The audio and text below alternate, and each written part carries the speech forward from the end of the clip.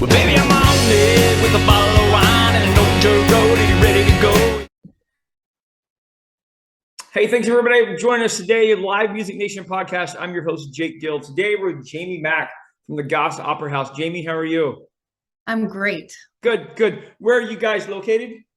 We are in Watertown, South Dakota. Oh, perfect. We were just right down the road from you last week, and pheasant season is alive and kicking in South Dakota. It sure is. We see a lot of hunters coming through this time of year. Yes, very good. Jamie, give us a little background on you. Where'd you grow up, and how did you transition to this career there at the Opera House?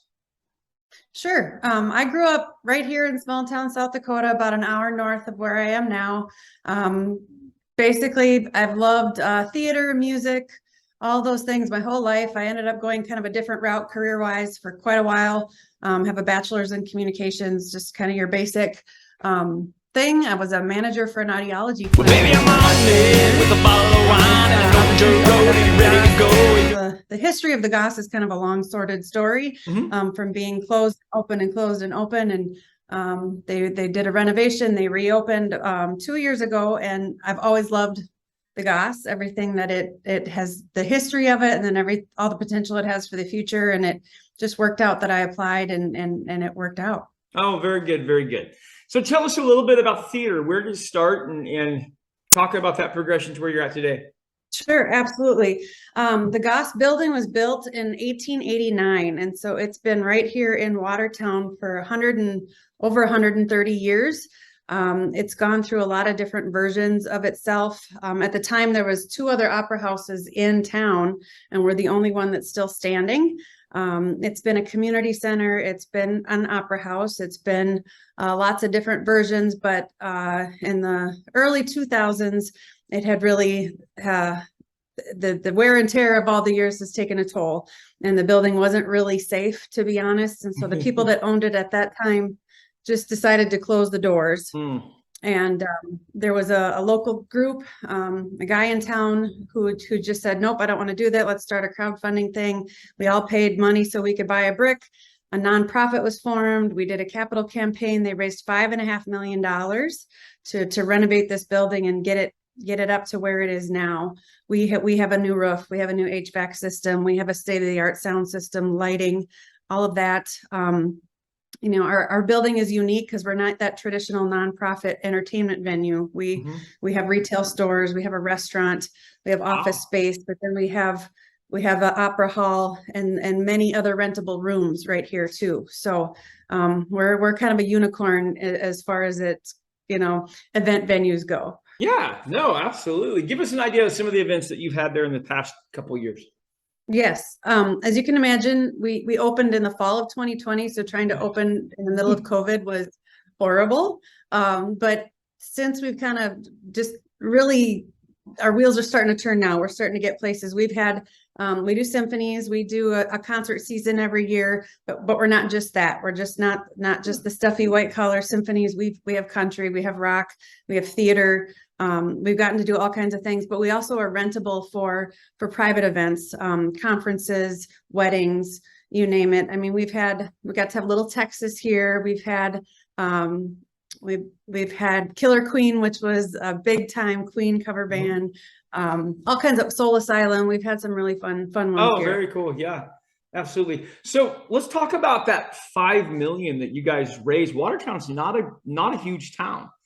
And just a lot of community support, just a lot of community love that wanted to come in and do that. Yeah, we're really lucky. The whole renovation was really a labor of love for the community. We have a donor board, in our hallway outside the Opera Hall, and every name you see on it is a local business or a local family or somebody that invested into it because they wanted to see it work.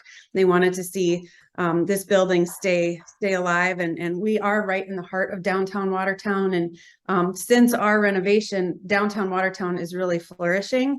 There's more businesses going up. There's apartment buildings going up. We're seeing a lot of growth right in our downtown area, and we're just lucky to be kind of right in the middle of that.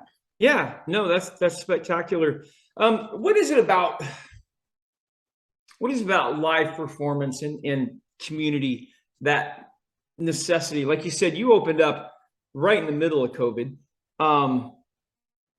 And really, I think we all kind of felt the need for that, didn't we? Absolutely. I think music and a lot of arts experiences bring you together in a way that no other experience can. Music, what I like to say is we create moments for people. We're the building that houses those moments where you remember, a date, or you met somebody for the first time at that concert, or you brought your dad or your grandparents or something to that. And we like to be that backdrop for all those moments in your life.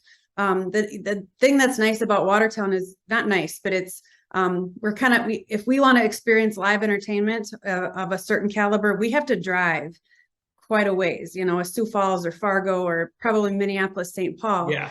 So we're able to provide that at a smaller scale, but yet very beautiful backdrop, good entertainment that we're able to provide here for our community. Yeah, no, that's perfect. I love it. I'm kind of surprised, to be honest. When you travel through and you're traveling down the interstate, you have to wander off a little bit. You see Watertown, there's a casino, and that's pretty much all that we ever knew was there. So that's interesting as it goes through there. Let's have fun for a little bit here for a second. Jamie, what's the best concert you've ever seen in your entire life? Probably not my favorite band, but best concert was Adele. Okay. I got to go to Adele. I was third row. I saw Foo Fighters at First Ave, and that was a pretty darn good show too. Okay. All right. Dead or alive, you could bring one act to Watertown. Who would you bring? For sure, Queen. Okay. The full deal. Yep. Yeah. Mm-hmm. No, that would be spectacular. Oh my gosh. Especially after we had this, the cover band last 2 weeks ago. Oh man. And they were amazing. They were amazing, but just, oh yeah. Mm-hmm. That's fantastic. How do people find out more about what's going on at the Goss Opera House? Many ways to find us. Easiest one is our website, thegossoperahouse.com. Check us out on Facebook though too. Okay. The Goss Opera House, all the social media venues, we're on all those too. Very, very good. Awesome. Thank you so much for joining us today, Jamie. I appreciate it greatly. I thank you. Absolutely. Well, baby, I'm on it with a bottle of